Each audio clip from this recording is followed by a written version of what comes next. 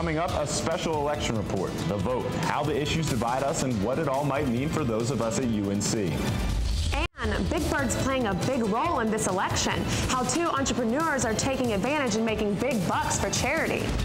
And crossing the street could get expensive. We'll tell you why. Carolina Week is next. From the UNC School of Journalism and Mass Communication, covering Carolina in HD, this is Carolina Week. The election is not until next week, but a quarter of the state's registered voters have already cast their ballots. Good evening, I'm Alex Giles. And I'm Landon Dowdy. We have a series of reports tonight on the issues dividing us, the likelihood of Republican sweep of state government, and even Big Bird's role in the voting. First, we take a look at the polarized electorate. Sarah Truhl is a political science professor here at UNC. She says party polarization in our country is high, especially in Congress. We've never seen this level of dysfunction in Congress. We see very few moderates these days actually elected to office, and the people that are elected tend to be much more extreme than they have been in the past. And that means politicians aren't crossing over party lines. Researchers attribute this surge in partisanship to the unwilling to budge on social issues, taxes, and the economy. But is this national trend evident in Chapel Hill? You be the judge. Take, for example, the issue of whether or not the Affordable Health Care Act should be repealed. Yes, it absolutely should be repealed. No, I definitely believe that the Affordable Health Care Act was something we needed desperately in this country. What about when it comes to protecting the environment? Do we need regulations to protect the environment? Absolutely. Are some of our regulations burdensome and overbearing? Yes. Are some of them weak and not as effective as they could be? Yes. It is our responsibility to help generations after us, to make sure there's still grass and still trees. A Pew Research Center study found that more voters were unaffiliated with a major party than at any other point in the last 75 years. As of this year, 38% of respondents consider themselves independents. 32% say they're Democrats, 24% Republicans. What about moderates? It's really difficult for moderates that are campaigning right now across the country. A lot of this has to do with just what people are sort of not demanding as far as the public's concerned, but what people are expecting in Congress. Professor Truhl says it's important that everyone get out and vote. She says it can't be just the extremists voting, but the moderates too. Because at the end of the day, we control who's in office. So if we start to demand more moderate candidates, people that are willing to cross the aisle, they'll start to run. Until then, she says we can expect to see this partisanship continue to surge. A recent poll has the presidential race here in North Carolina a dead heat. That's not the case with the governor's race. Republican Pat McCrory has a big lead, Alex. And for the first time since the 19th century, Republicans may end up controlling all branches of state government. What would that mean for the state and the university? Joining us now is Farrell Guillory, professor here at the university and director of the UNC program on public life. Farrell, thank you for being with us. Glad to be here, even on Halloween. No days off, right? Right. Let's assume the polls are right, Professor Guillory. What do you expect from Republican-controlled government in North Carolina? How will things change? Well, let me say one thing, that I think the outcome of the election will be much closer than the polls. The Democratic candidate for governor, Walter Dalton, has run an aggressive campaign, and the polls are likely to close. But you're right. There's a real possibility that Republicans will have the governor's office, both houses of the state legislature, and the state Supreme Court. To make a parallel here, in 2010, when Republicans won the legislature, that was a 5.0 earthquake. Next week might be an 8.0 political earthquake. Gotcha. What should the Democrats do in response to this? Well, the Democrats are going to have to search their own party for new leadership, bring in some young leaders. They have to repair relationships with funders, and they have to be clear on their own principles and their own stands on issues, so that voters understand the choices being made by the majority in the legislature. And And Professor, what about here at the university? Should we expect more budget cuts? Probably so. We are in an economic recovery, but it's a slow, sluggish recovery. So we are not likely to have much new revenue. And so if the Republicans stick with their position of no new taxes, no way, no how, then the only other way to balance the budget is to cut. And so I think we're in for a couple of years of really tight and maybe even reduced budgets for the university. All right, well, we'll have to see how things turn out. Professor Guillory, thank you for joining us. Thank you. Most of you remember Mitt Romney's comment about Big Bird in the first presidential debate. But two UNC first years didn't just tweet about the comment. They've made a business out of it. Reporter Victoria Cook has more. Many of us learned lessons from Big Bird, like being nice to our friends and sharing. But first years Andrew Bauer and Taylor Robinette learned a new lesson from Big Bird recently: how to make some cash. After this comment by Republican presidential candidate Mitt Romney in the first presidential debate. I'm going to stop the subsidy to PBS. I'm going to stop other things. I like PBS. I love Big Bird. Business major Andrew Bauer launched the website firebigbird.com and enlisted the help of his friend Taylor Robinette. Honestly, I didn't think it would be this big. The duo sells t-shirts on their website that feature Big Bird with sayings like Hope and Big Bird 2012. To date, they've sold almost 500 t-shirts and made almost $5,000. But Bauer admits he thought the site was going to flop. Sitting on this couch the night that we created the website, and it was maybe 3 or 4 in the morning, and I thought maybe this is not going to work out. People don't care. People are not going to want to spend $20 on a t-shirt. People don't care about Big Bird.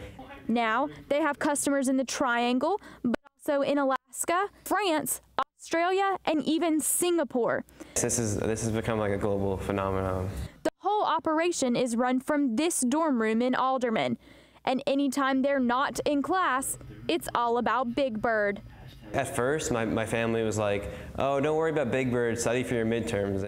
And the pair is doing exactly what Big Bird taught them by sharing their profits and donating them to charity. They chose the Cramden Institute in Durham, which provides computers to low-income families.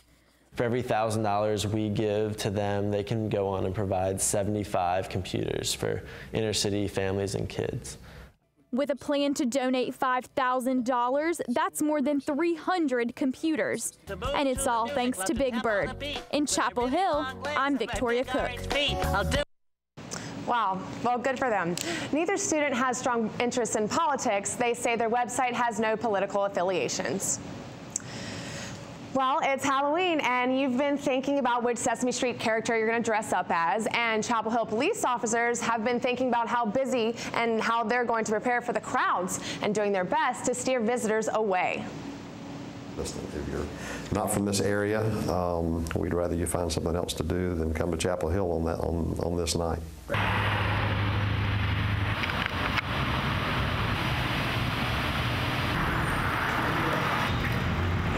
For the past 5 years, the Chapel Hill Police Department, along with the Homegrown Halloween Initiative, have tried to limit the number of people celebrating on Franklin Street. Police barricades will be out by 9:30 tonight, and traffic will be blocked from Franklin Street until 11:30. Businesses are being asked to stop selling alcohol by 1 a.m., 1 hour earlier than usual. Bars are also being asked to charge a $5 cover to reduce foot traffic. The death of first-year student David Palmer Shannon is the third student death this semester. And like the first, that of Faith Hedgepeth, this one is also clouded in mystery. Students and university officials celebrated the life of David Palmer Shannon at a memorial on Monday. It was a standing room only crowd, including Shannon's brother, Stephen, who is a senior at Elon University. David Shannon, a first-year student, was found dead at a cement plant near Brewer Lane in Carborough on Saturday. Avery Harper is with us and has the latest in the investigation. You know, Alex, it's just an incredibly sad situation for the university community. There's not a lot of details available. But here's what we know. Police say friends of first-year David Shannon found his body Saturday night near a bike trail on Brewer Lane in Carrboro. In a statement, Carrboro police say his death was a result of injuries sustained from a fall off a 40-foot structure at a cement plant. Police say his body was found about 90 yards from the structure, suggesting he was able to move after the fall. Now, Avery, Brewer Lane is a very dark area. There's not a lot over there, just some railroad tracks and a cement plant. Do police have any idea why he was over there? The reason isn't clear. The police are looking into his whereabouts on Friday night. Some witnesses said that they saw him drinking Friday night into early Saturday morning, so alcohol impairment could have been a factor. He was also a pledge at Chi Phi fraternity, so they're looking into hazing as a possible factor. They're saying that the incident and the pledge process, given the incident, the timing of the incident and the conclusion of the pledge process, police are looking into that and asking questions. A very sad story. Thank you, though, Avery. Up next, you better watch your step. You could get a ticket for just crossing the street. We'll tell you why.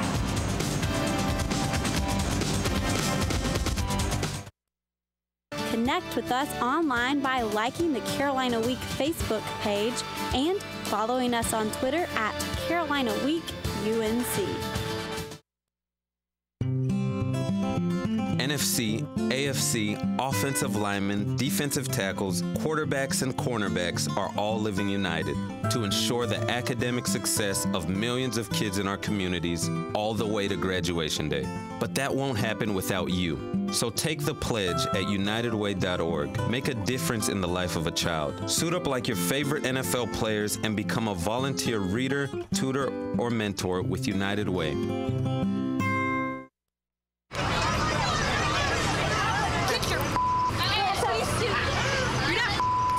Yes, I am.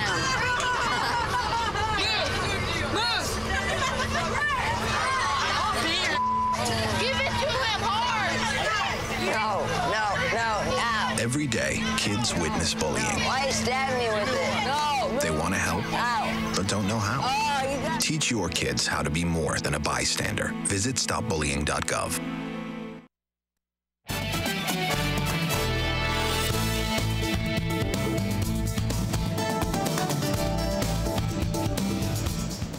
Well, we've all done it. Ignored the traffic signals when crossing the street. It's a bad habit and it can be deadly. And now it could even cost you.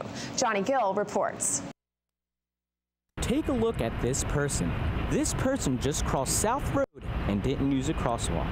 It's illegal, and this person's subject to a $213 fine. If it comes out to $213, I mean, my parents would kill me. There's no way I would continue doing that. And a campaign aimed at keeping pedestrians safe may result in more and more such citations. The Watch For Me campaign is an effort by the Chapel Hill Police Department and UNC Public Safety. They're trying to educate pedestrians on why obeying traffic laws is important, even if it takes issuing tickets to get the message across. Well, that's what it's about. It's about safety. It's not about how many tickets I can write or how many people we can catch, because it's really not about catching people. It's about safety. It's, you know, if we can lower the number of pedestrian versus car collisions that we have, then that's the goal. Between 2001 and 2010, Chapel Hill ranked 12th in the state in the number of vehicle-pedestrian accidents with 184.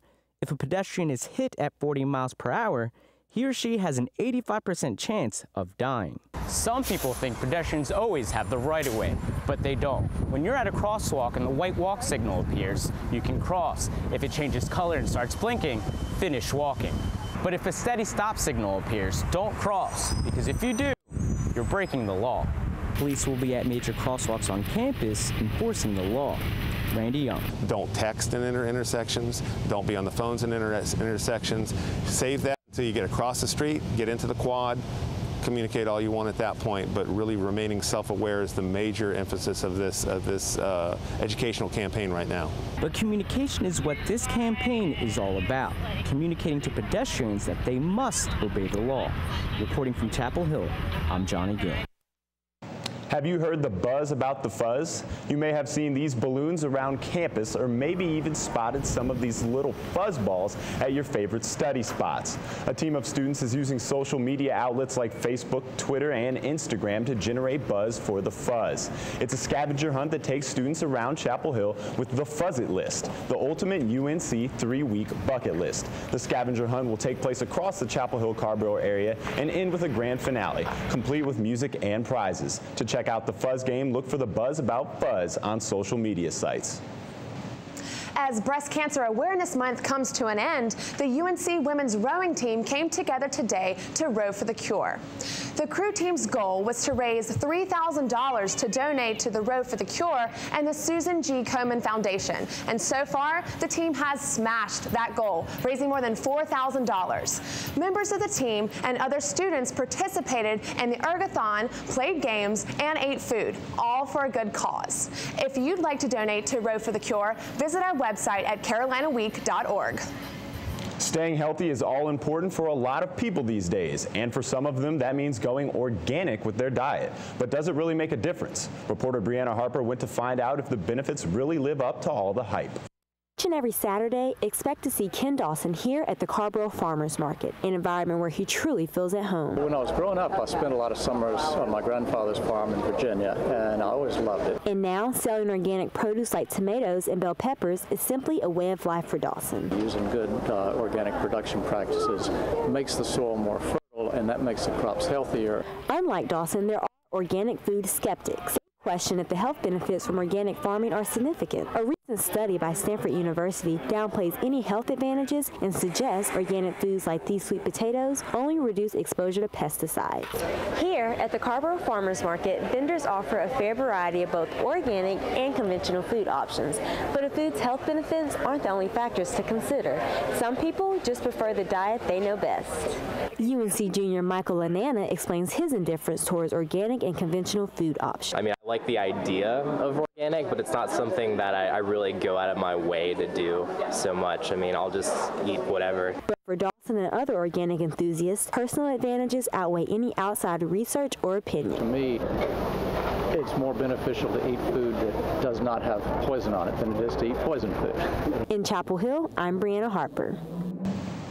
What's the weather forecast for tonight's big Halloween festivities? Meteorologist Katie McGee will have the answer coming up next.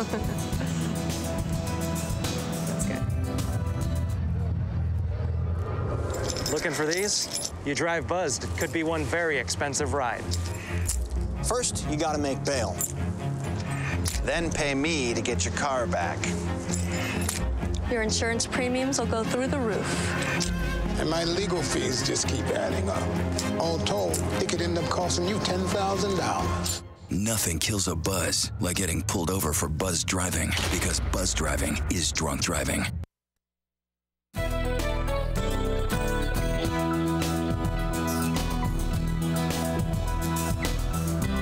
Good evening. Welcome back to Carolina Week. I'm meteorologist Katie McGee. Tonight we'll be taking a look at what lies ahead for tonight's Halloween festivities, as well as where post-tropical Sandy will take her next turn. We'll also be taking a look at where rain can be expected this weekend.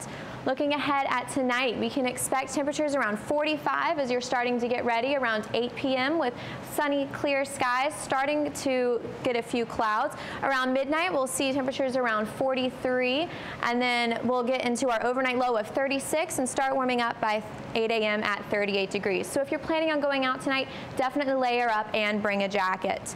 Looking at our satellite image for right now, currently we can see this huge cloud mass that's rolled in. That's the remnants of what has been Hurricane Sandy that is now being called post-tropical storm Sandy.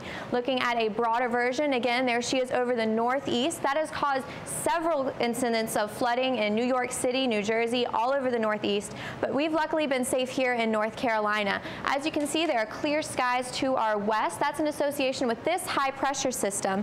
And as we take a look, again, here's Hurricane Sandy rotating with that low pressure system. And as we move to tomorrow, again, we can see that starting to break down as Hurricane Sandy loses the structure. weather, and we'll be with clear skies as this high pressure system dictates our weather still. However, what we really want to keep our eye on these next couple of days is this low pressure system and the cold front, which will be bringing us our rain later on this week.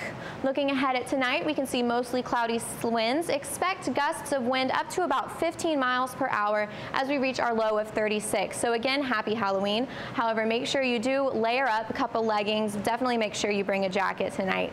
Tomorrow, expect mostly cloudy skies, winds, still persistent breeze around 5 to 10 miles per hour as we get a high up into 58, which is similar to the weather we saw today. So definitely at least a light jacket, but you won't have to be carrying around that umbrella constantly for the next couple of days.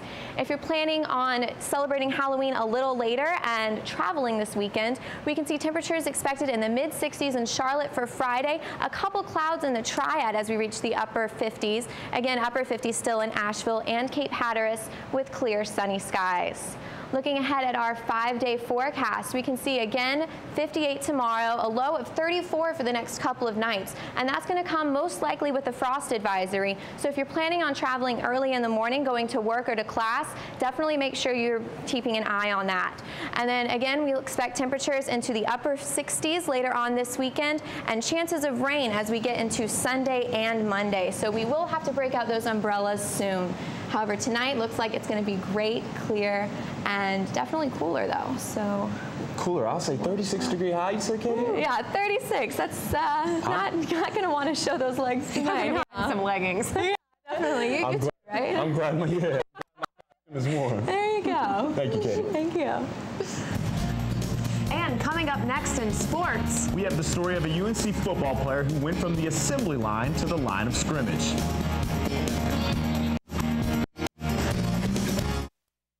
Thank you for calling your GED Pep Talk Center. All right, now, are you ready for your GED Pep Talk? Being nervous is okay.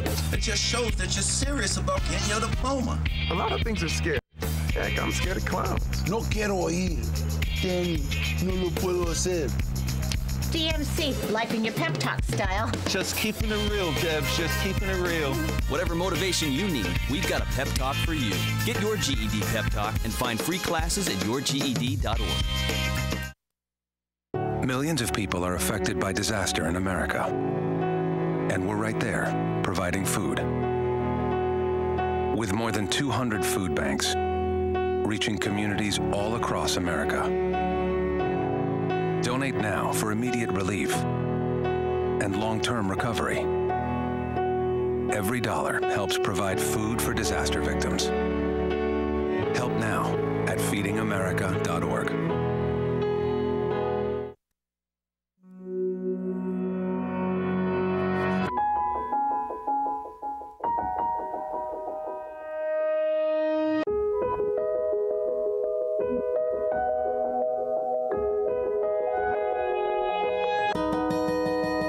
Dealing with the daily struggles of caring for a loved one, we hear you. That's why AARP created a community with experts and other caregivers to help us better care for ourselves and the ones we love.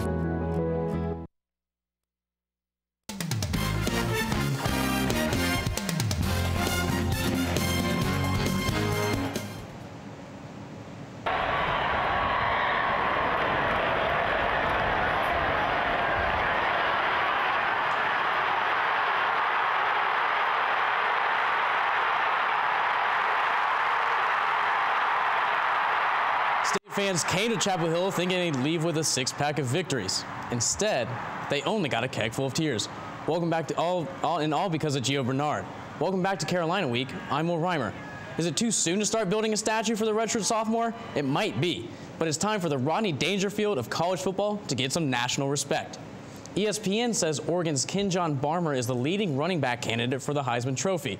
But Bernard has more total yards, the same number of touchdowns, and a better yard per rush average than the Oregon senior. And he's done it all in one fewer game than Kenjon Barmer. And playing through sanctions and 3 head coaches has led to an unusual journey for the seniors on the football team. One player's road has been particularly winding, but he stayed on the course. Julian Caldwell has the story. Hits like these are a hard dose of reality for opposing quarterbacks. But for Sylvester Williams, at times, just being on the field in the Carolina jersey is reality enough. While I watch myself on film and I make a play, I'm just like, wow, man. And I just think about like that guy that was back in St. Louis, Missouri, Jeff City, Missouri, doing all the wrong things with his life. Williams said in high school he didn't see much value in education. After playing football for only his senior year, he went on to work in the manufacturing plants instead of attending college. I knew that at that point in my life I didn't want to work in that factory for the rest of my life. All Williams needed was a moment to help him realize his potential. That moment came with the help of a high school coach. He took me to a Kansas football game in 2008, and once I seen some of the guys come out the locker room, and I started to notice that a lot of those guys were the same size as me. Williams was big enough and played well enough to walk on and star at Coffeyville Community College in Kansas, and after 2 years, earn an offer from UNC, a gesture the school rarely extends to junior college players. In his second season with the Heels, Williams is second on the team in sacks with 5, and he's impressed teammates like fellow defensive lineman Kareem Martin from the beginning. You know, the first day of spring practice, you know, he just came out and surprised everybody. The first rep one-on-ones, you know, he won so cleanly, it just had everybody in shock, and, you know, we knew we had a great player. Williams' impressive practices have turned into standout play in games for the third best scoring defense in the ACC. He's made his journey from a manufacturing plant to an assembly line of hits, and he's content with what he's already accomplished. Even if I never make it a player down in the NFL, I'll be happy man on earth because I'll be able to get a degree and be able to say that I did something in my life. I played at the University of North Carolina, and I started on the defensive line. And he's thrown all odds right to the ground. In Chapel Hill, I'm Julian Caldwell. And you think you're busy? Imagine being a student athlete and a head coach. Kara Palmer caught up with 2 Tar Heels who do just that.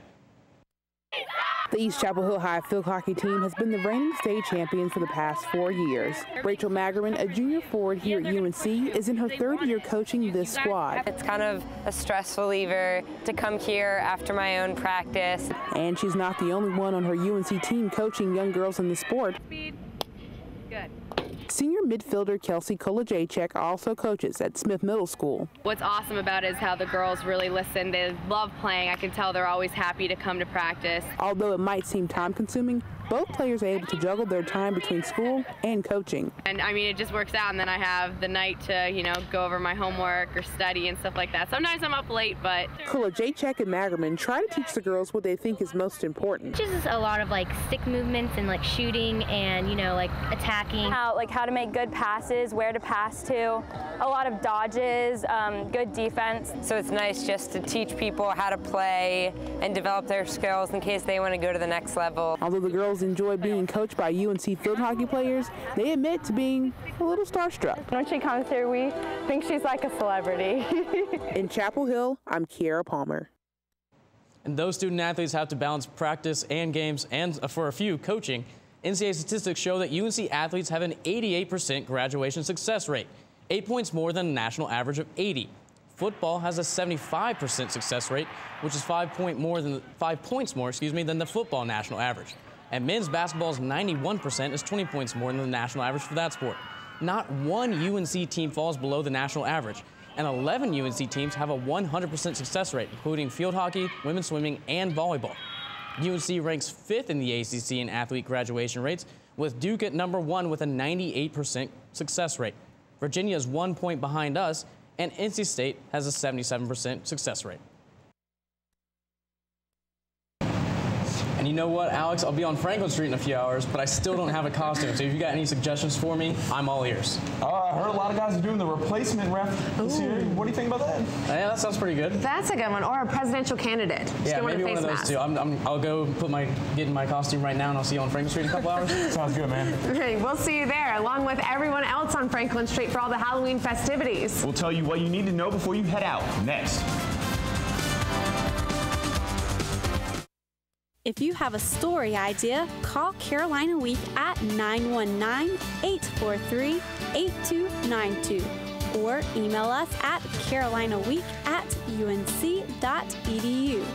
If you have questions about this program, write to Carolina Week, Campus Box 3365, UNCCH, Chapel Hill, North Carolina 27599.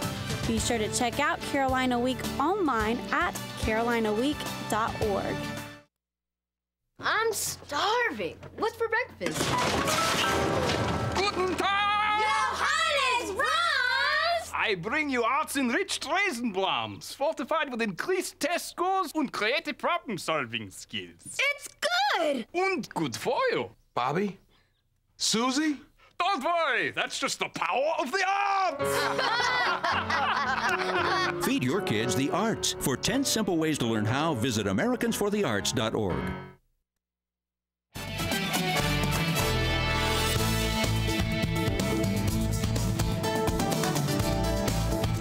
And I don't know about you, Alex, but I cannot wait to head out to Franklin Street. Oh, you better believe I'm ready, Landon. I'm going as the big bad wolf. Well, if you've ever celebrated Halloween on Franklin Street, then you probably know the drill. Oh, yes. Police officers, though, just in case, don't want any weapons or anything that looks like a weapon on Franklin. Right, that includes glass bottles, fireworks, anything made of wood. No metal, no hard plastic either. Oh my God. I can't take my broom. Well, you know what? You're going to have to go without it. Thanks for watching. Have a good night.